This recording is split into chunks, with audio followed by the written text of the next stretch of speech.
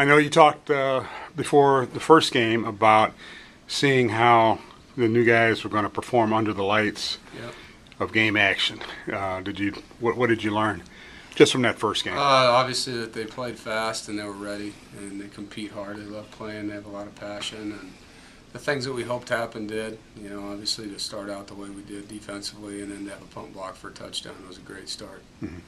And Jimmy Ward has made a habit of making big plays on special teams, hasn't he? Yeah, Jimmy takes a lot of pride in what he does every time he's on the field, and he is one of our players of the game. Mm-hmm. Going to Kansas, big crowd anticipated. Once again, trying to see how guys perform under a big stage, right? Well, this is a road trip, so anytime you go on the road, it's different. You're in a different hotel, you're in a different stadium, different locker room. So our guys just have to stay focused and work the schedule based on what happens. Maybe your plane's delayed or the bus is this or that, and guys just have to do a great job of staying focused when you're on the road. And obviously playing a BCS team, Big 12 team, you've got to have a great performance, and we know we're not going in there with an underdog role. We've got to go in there with a bullseye on our chest, ready to play their best.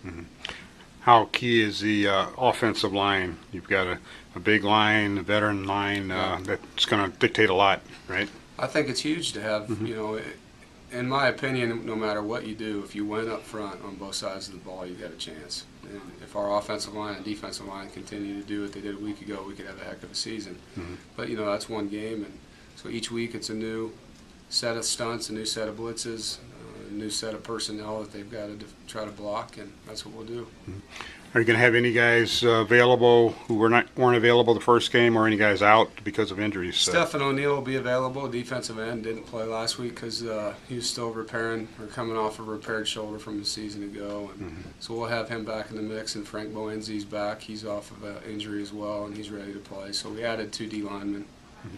So you got Kansas, and then you've got Wisconsin, 2 programs that you're quite familiar with. Does that take away some of the mystery as far as you and your staff are concerned? Well, this Kansas team, I wasn't with any of these guys, so it's, X and O wise, there's no similarity to when I was there. But, obviously I know the stadium, I know the town, and so that part of it's the same.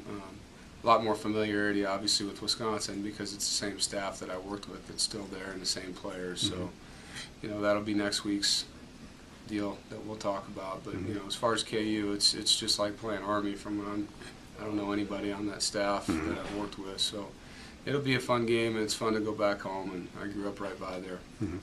I know you had a lot of success offensively in the first game, and yet there's still some things that need to be patched up, right?